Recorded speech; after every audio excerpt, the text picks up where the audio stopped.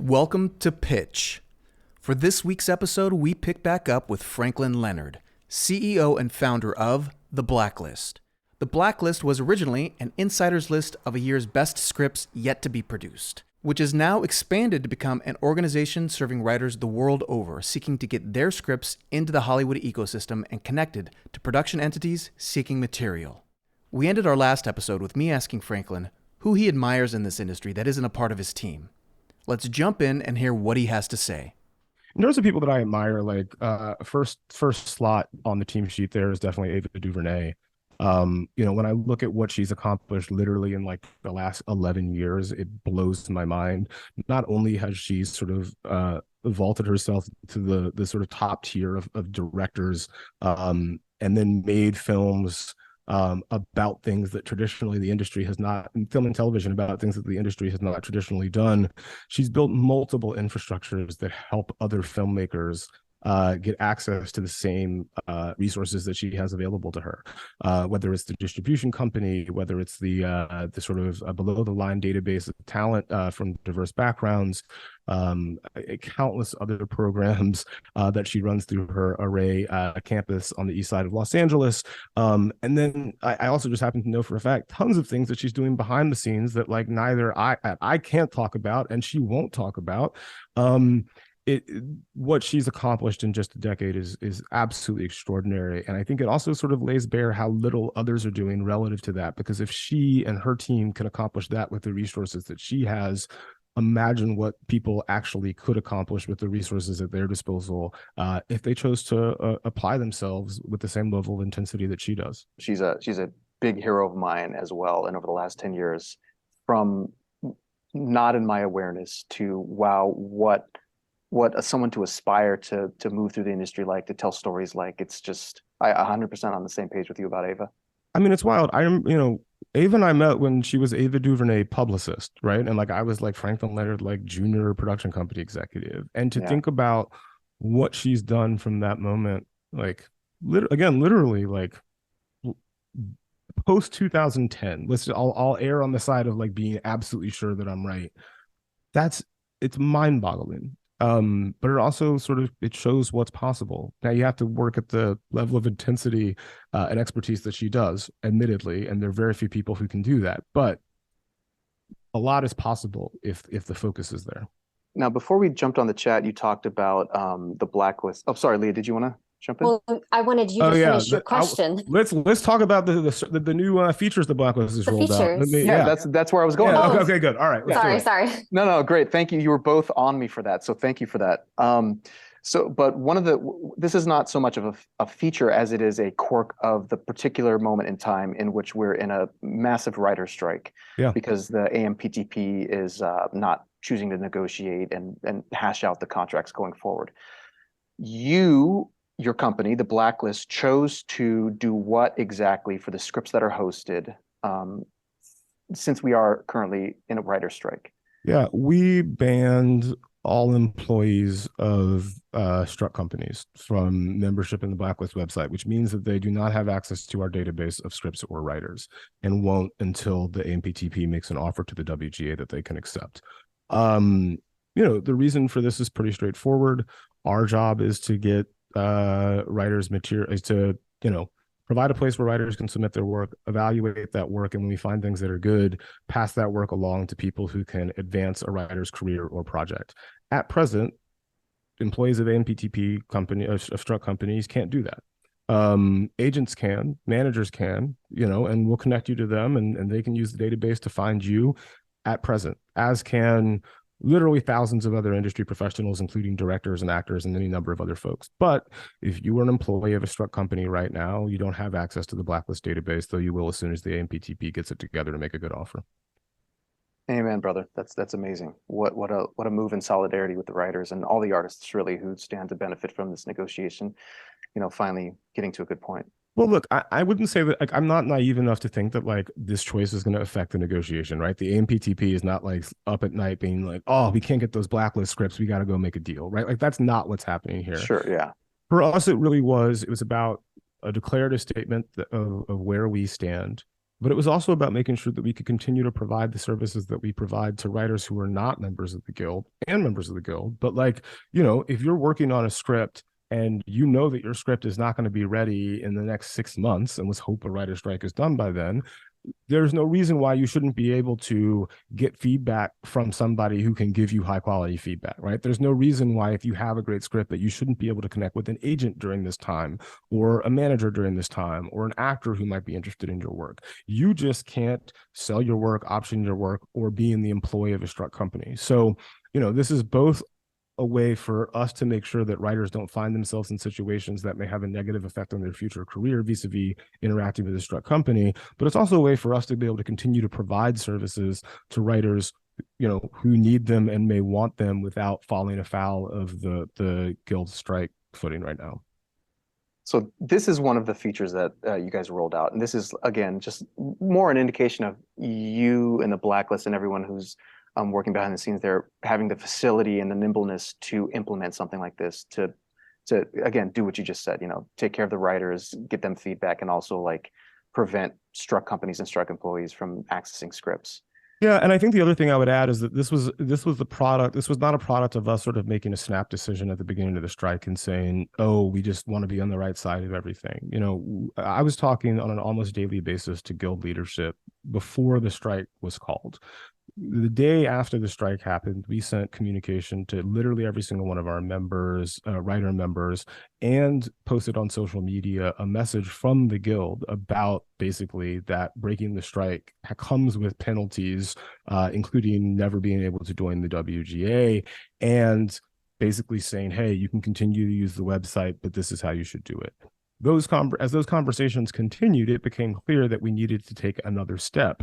And we worked with the guild in an ongoing way to make sure that the programs that we were providing, even during the strike, did not undermine the guild's strike position, that the companies that we were suspending were in fact the companies that needed to be suspended. And frankly, that the companies that didn't need to be suspended didn't need to be suspended. And we wanted to make sure that we did it right in consultation with the guild, so we can make an announcement with the guild so that people would have real clarity about the fact that, look, this is where this is coming from, and these are the people that were involved in helping guide the decision. Now, the other feature that I saw an email about this probably in the last week, and I was like, this is actually pretty fantastic, was something to the effect of having the ability to put tags on your script.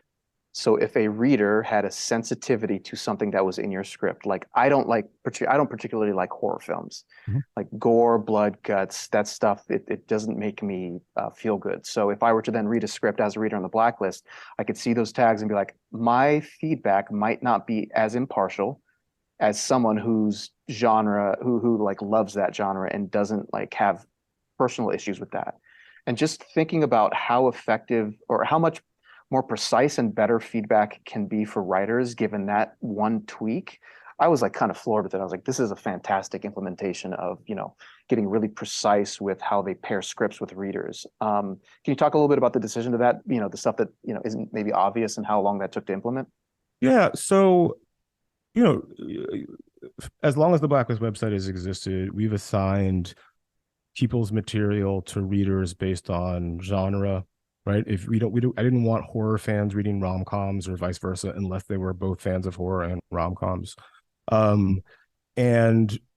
Format, right? So like, we don't have readers reading, half-hour television pilots if they don't have experience reading half-hour television pilots. We want someone, our floor is every single one of our readers has to have at least a year of experience as at least an assistant in the format that they're reading. After that, we vet their feedback that they provided previously. If that feedback is good, we have them read another script and provide feedback in Black List format. And if that feedback is good, then we invite them to read for us. And we're constantly monitoring all of their work, while they're reading for us as well.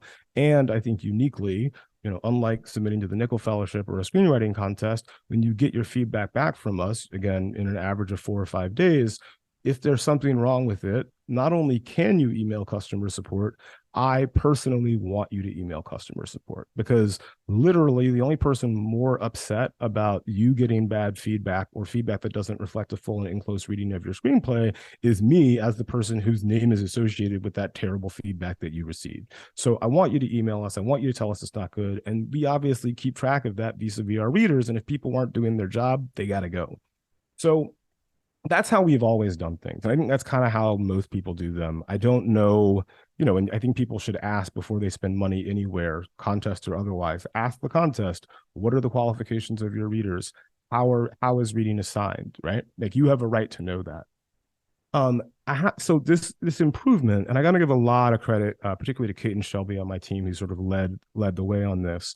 Let's say you like horror, but for whatever reason, you have sensitivity to subjects that you just don't want to read, right? Like, you may love horror, but it's like, I don't want to read this kind of stuff. And it's going to be hard for me. Like, I'll do it, and I'm a good reader, so I'll give give my best shot at it, but I can't, it'll be harder for me to give a quote unquote unbiased opinion of it, or it's just going to be an unpleasant experience for me to read. I don't want a reader to have to read something that the subject matter is going to be traumatic for them. And I don't know why any writer would want a reader reading work like that either. And so I think this is a real win. And adding this sort of component is a real win for everybody. It's a win for writers, because they know at a minimum that the person reading their script not only has expertise generally in the format that they're reading, not only has been assigned their script based on genre, but also that there's nothing in the script that they've identified that is likely to put off a reader in the process of reading it. Now, the execution may still put them off, but that's what you should be judged on. And for our readers, it means that they don't even have to look at the things that have been checked, because we just won't route it to them, right? It's automated. So they indicate the things that they don't want to read. Writers indicate the things that are in their script, and it's automatically assigned based on those preferences. And that means that, readers aren't 40 pages into reading something, and it's like, this is a terrible rape scene. And this is like, this person, like whoever wrote this, has no sensitivity to the reality of sexual assault and is taking really unpleasant glee related to it. I don't want our readers ever being in that situation, and this prevents that from happening. So I'm incredibly proud of it. I would say it took us a few months to get it right. But it's I think it is one of the things that, it definitely differentiates us from every single place else where you can submit your material. But I also just think I'm incredibly proud of what it represents about how we are trying to protect writers and their work, whatever the work is. Even if it is poorly written, I don't want you to have the disadvantage of having somebody that is predisposed to not responding to it.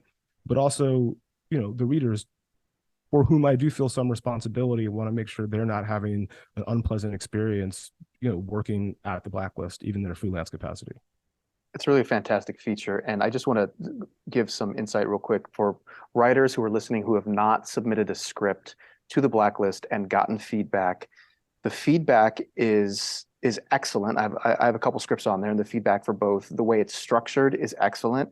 The responsiveness with which your team responds to concerns about feedback is exactly what you said. It's very quick, and they're very thorough, very articulate. I have been very satisfied with the whole ecosystem as a writer having projects up there. So for our listeners, check it out if you haven't already. It's very worthwhile in a different way, and I would even argue in a much more worthwhile way than other contests. It's a different beast, but it is like super rewarding to get this stuff from you guys and to interact with your team. That means a lot, obviously. Yeah, I would argue that we are significantly better than the contest for any number of reasons. Not to mention the $800,000 that were available on the site last year alone. But yeah, look, I will take the transcription and add it to our marketing deck. Cool. Also, your partnerships with Women in Film and many others that you have the contest and fellowships to are something worthwhile for people to submit their scripts to, I think, right now. Yeah, I think that's the other thing I'd say. The partnerships that we've had are at a very high level, right? We have 2 labs of women in film specifically focused on feature writing and episodic writing. We had a partnership with UPS to give $100,000 to 2 filmmakers to direct short films based on their feature scripts. We have another active partnership right now with General Motors to do the same thing. We've partnered with, in non-struck times, any number of the major studios, and also a ton of community organizations like GLAD, the National Resource Defense Council, and the list goes on and on. So, we're not working with any struck companies now and won't be until the strike's over, but those will come back in mass probably when the strike does end. And again, if your script's already hosted, those scores carry over, that record carries over into any of the opportunities that happen, 1 month from now, 6 months from now, 2 years from now. Just because the title of our podcast is called Pitch, Yeah. I'm going to ask this question. What elements do you think go into a good pitch? You just want to tell the story. I know that sounds like the worst and most annoying advice ever, but fundamentally the best pitches, in my experience, and I've been on the other side of the table for a lot of these, is someone comes in and says some version of, I want to make a movie, I want to make a TV show, this is why, and this is the story. And when it's done well, all I am thinking about while the person is pitching is, oh my God, what happens next? And then when it's over, I'm a little bit sad that there's no more story to tell, that I don't get to spend more time with those characters in that world. And then I start thinking, okay, how likely is this writer to execute on the thing that I just heard and loved? If they execute well on it, how likely is this to make more money than it will cost to make it? But for the pitch itself, I want to be left this. I want to have the same emotional sensation that I have when I watch a great movie, which is, oh my God, what happens next? And then, I'm a little sad I can't spend more time in this world with these characters. And then the question of like, is it viable begins. But I don't start asking myself the question if it's viable until I know whether I like it, and I think other people will too. You also give, I think it was a TED Talk that I watched you on where you're talking about different log lines for different movies that already exist. Yeah. And you were talking about what makes a good log line and what doesn't make a good log line. Do you want to go into that just a little? I think the TED Talk you're talking about is the TEDx talk that I did for just about the annual Black List. But I think the point that I was making was like, there are a lot of great films that if you just pitch the log line, most reasonable, rational people would be like, yeah, man, good luck. Right. Like, a teen from the Mumbai slums tries to find a long lost love by going on Who Wants to Be a Millionaire. I use that example because I remember being pitched that movie and being like, whew, good luck. That right? was it. Yeah. But that doesn't mean it's not a good movie. And this is also why I think it's always, when people are like, oh no, I'm worried someone's going to steal my idea. Like, ideas are frankly a dime a dozen, and a good log line, a good premise does not a good movie make. And what does is a good story and good characters and good plot and all of those things. And so I'm always much more interested in somebody telling me what the thing is that they're doing rather than the ultra abbreviated version, because you don't learn that much, and it's incredibly difficult to predict whether you got a banger on your hands just based on a log line. Like, sometimes it is an invitation to learn more, right? You're like, you hear it and you're like, okay, that might be interesting, right? Like, 2 people underwater have to get to the surface. Okay, that's an elemental human fear. There may be something here. But I'm not going to actually know until I've heard the whole story, until I've read the script or I've heard the whole pitch. And even then, there are a bunch of other elements you have to put together before it can make a movie. And then it still needs to be executed well. And there are a million ways that it could fall apart. But the best predictor is always going to be a great screenplay. I like everything that you're saying makes me think that you're a completist, because you have to finish something in order to judge it under all of the kaleidoscope that it is. I think it is. Yeah, I think that I try to be a person who gathers a lot of information and sources, points of view from multiple sides before I make any decision. Unfortunately, I would say I'm not great about completing something before I move on to the next thing, which is also a definition of a completionist. And it has been a challenge for me my entire life. What And I nailed it. yeah, from one to another, she game recognizes game. Yeah. What you excited about any new shows or movies? Seen anything cool lately?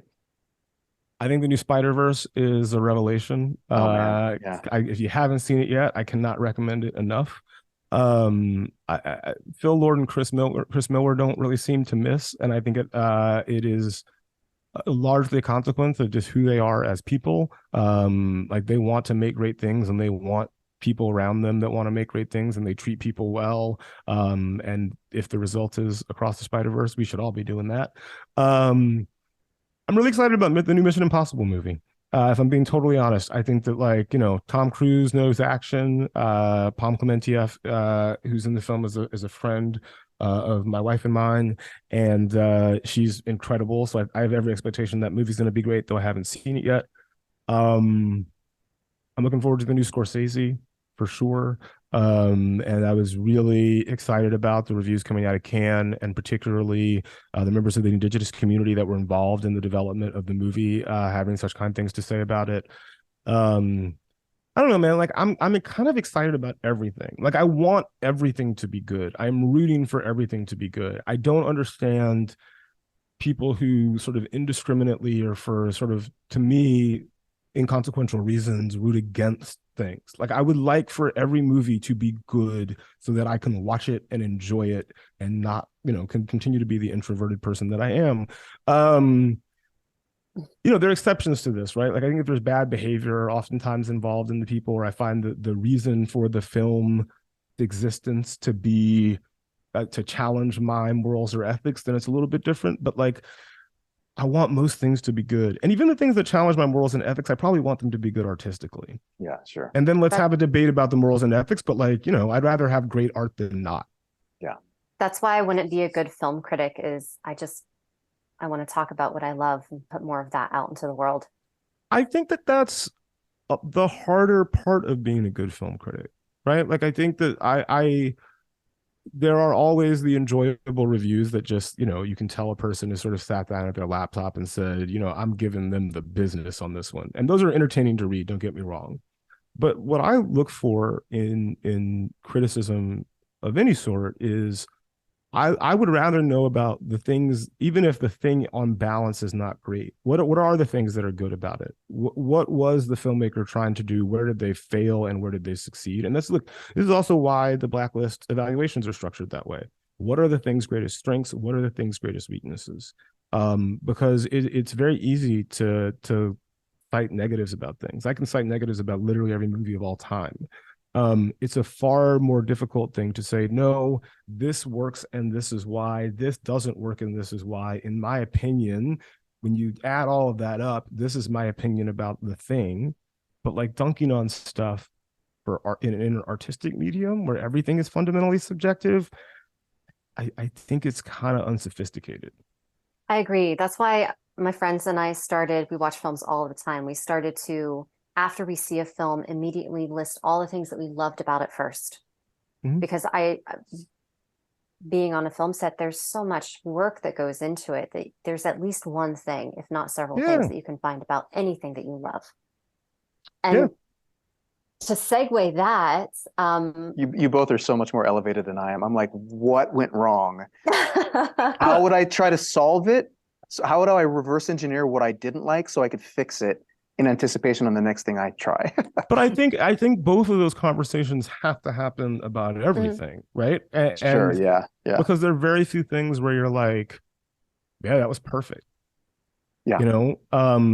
And even then, it's important to say it's perfect, and this is why I think is perfect. Or within the perfection, these were things that stood out in particular. Yeah. But the sort of post-mortem investigation is always necessary as well. Just to segue, what do you love about what you do, since we're talking about optimism? I love that I get to be a part of making sure that people get the opportunities that their merit deserve, that their work merits. I think, and I think that I love that we get to be involved in a lot of storytellers' stories in a very small way, that gives them the spotlight and the catalyst to go do what they do. I think that's probably the best part. I think that I like the team that I work with. I think I work with some really great folks, and getting to work with them is a real joy. I think that one of the things that I love most is when I get emails from writers who say, hey, your reader destroyed my script. Like, it was a bad score. They brutalized it.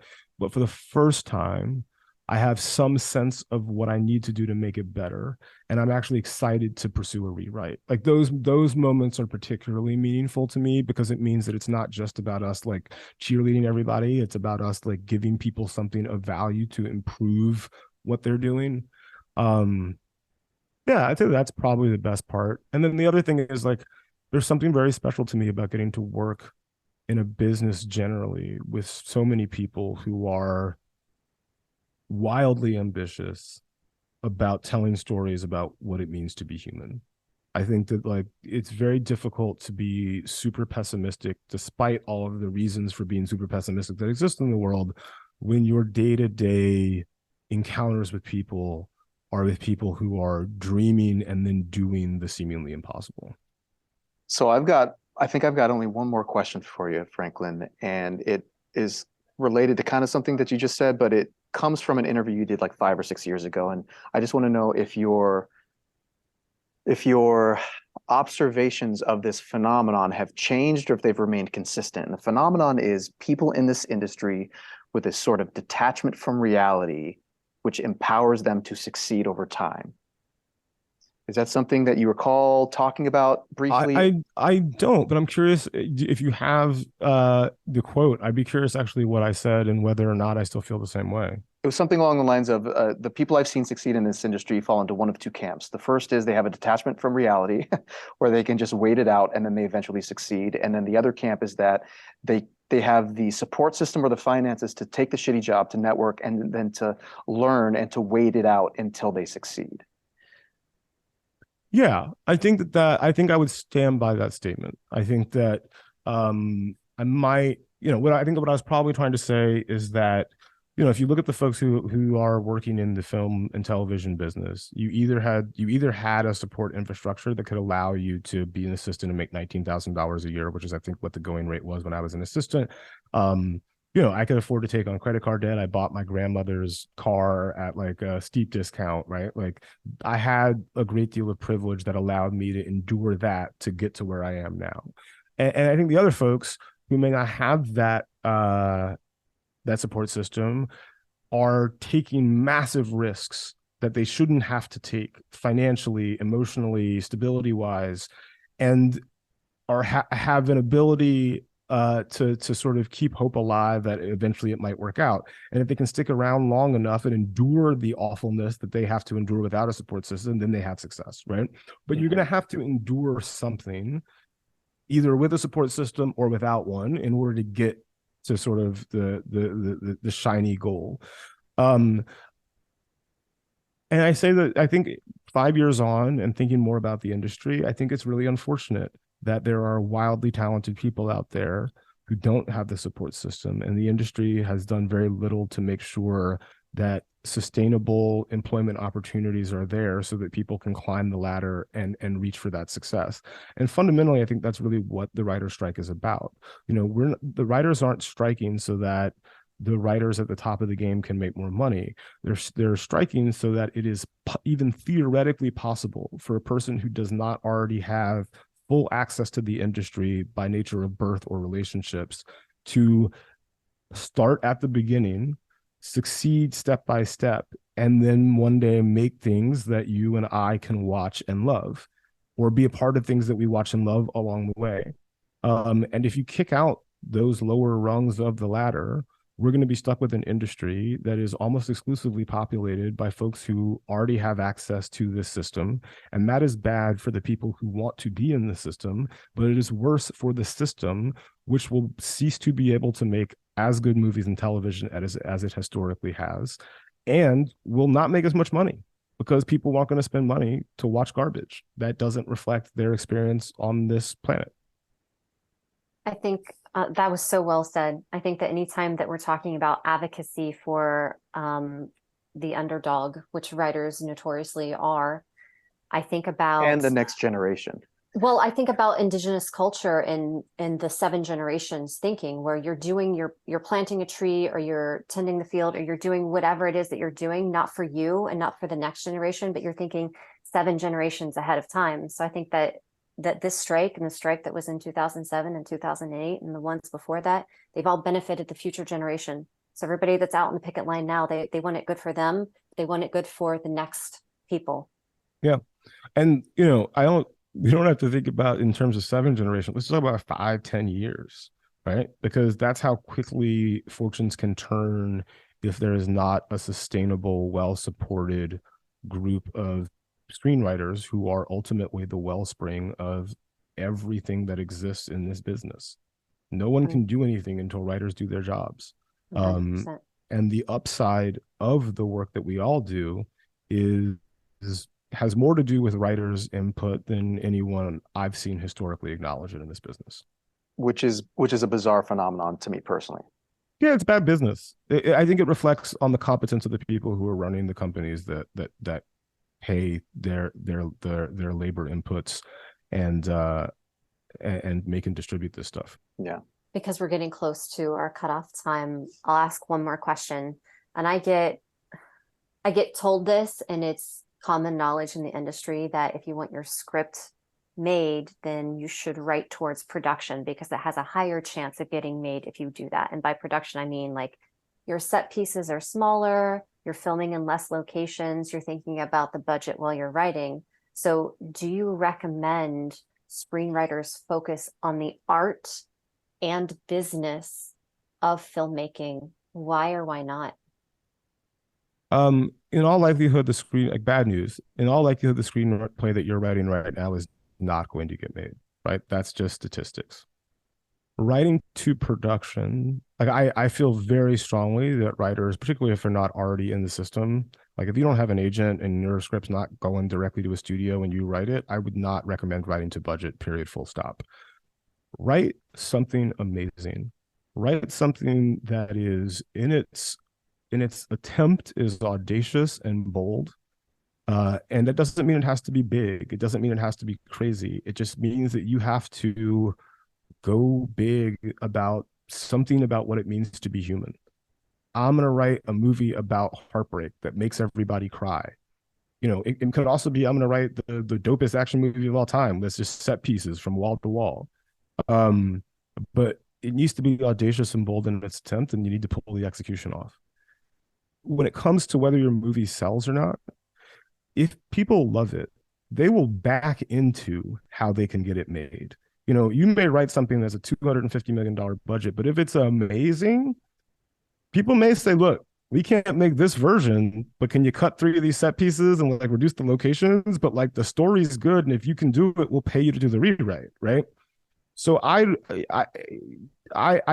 strongly encourage writers, don't focus on that early in your career. If you're just writing something that you're trying to break in with, just write something that is so face-meltingly emotionally good that anybody that reads it can't help but be in their feelings, whatever feelings they are that you're trying to elicit, right?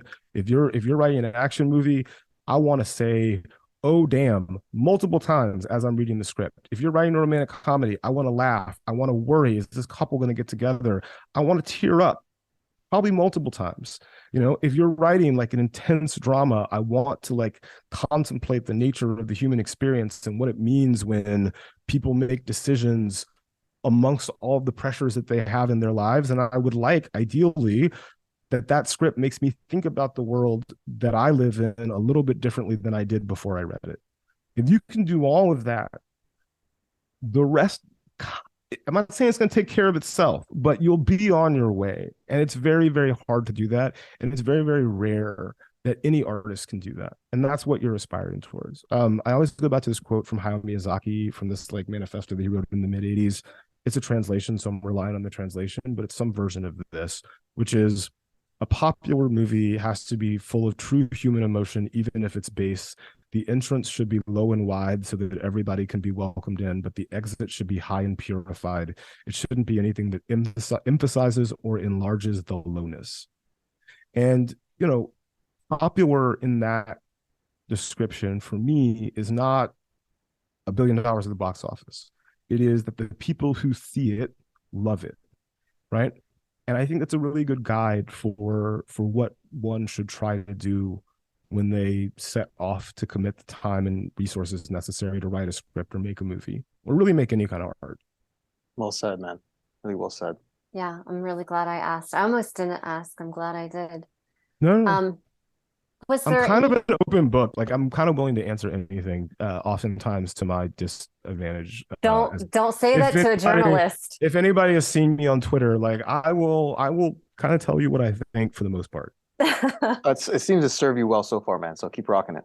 Yeah. So is there something that we didn't ask you that you want to talk about, or do you always wish that this question, somebody in an interview would ask you this question? I hate this question because I always want a great answer to it. And I don't know that I have it. I think in large part, sort of most of the things that I want to say, I sort of jump on the internet and say. I'll take this opportunity to promote something that we're doing that I'm very excited about, which is we're partnering with Ed Solomon, who wrote, Men in Black and Bill and Ted's and a bunch of Soderbergh movies, to put on what are going to be, sort of Zoom conversations about the craft and life of screenwriters. They will be free to anybody who would like to participate. We ask that everybody who attends gives something, however small, if you can afford it, to one of the many strike funds for the Guild and support staff. But those conversations will begin on June 29th, I believe. The first one will be Ed and Lena Dunham and Susanna Fogel. The second one will be Ed and Jesse Armstrong, who created Succession. There's a little callback. Eric Roth and Tracy Whitaker, I believe. So yeah, it should be a good time. You can go to blacklist.com /word-by-word for more information, or just go to any of our social media and the information will probably be there. Tracy Oliver, not Tracy Whitaker. I will be in the audience. That sounds really cool. Yeah, there are going to be a lot of them. I mean, the list of writers that we've already got committed for this is frankly almost laughable. And I'm really proud of the fact that, I think Ed indicated that he was thinking about doing something like this on June 10th, and we were able to get it up and running 2 weeks later. So wow, that's amazing. That's what we do. It's what we do. That's great. Very Franklin, cool, man. Thank you so much for coming on and being interviewed. Yeah. I had a lovely experience. This is one that I'm going to listen to again and again and again. That's very, very kind. Thank you. Real pleasure. And keep doing what you do, man. You offer so many services to writers and to the industry and to the world at large that I can't, help but keep trying to be encouraging. Not that you need it, but it's just super inspiring for me to see and hear everything that you're doing and the way you think about it all and your insight. It's been a real pleasure for me as well. I really appreciate it. I mean, the last thing I'll say is we are doing our best as we understand it. If anybody ever has thoughts, constructive criticisms, things that we could be doing better, I'm on Twitter and I welcome the thoughts and feedback. It's sort of how we make things better. So yeah. Very cool. Well, for myself, this has been amazing again. Thank you, Franklin. And I guess cheers from Hollywood. Cheers from Hollywood. Cheers. I'd like to say thanks again to our guest, Franklin Leonard. Make sure to check out the Black List website. It's at blcklst.com. That's blcklst.com. Also check out Word by Word, hosted by writer Ed Solomon and the Black List. Thanks for listening. If you're on the fence about subscribing, know that a portion of all subscription fees go toward the nonprofit Young Storytellers. raising voices one story at a time.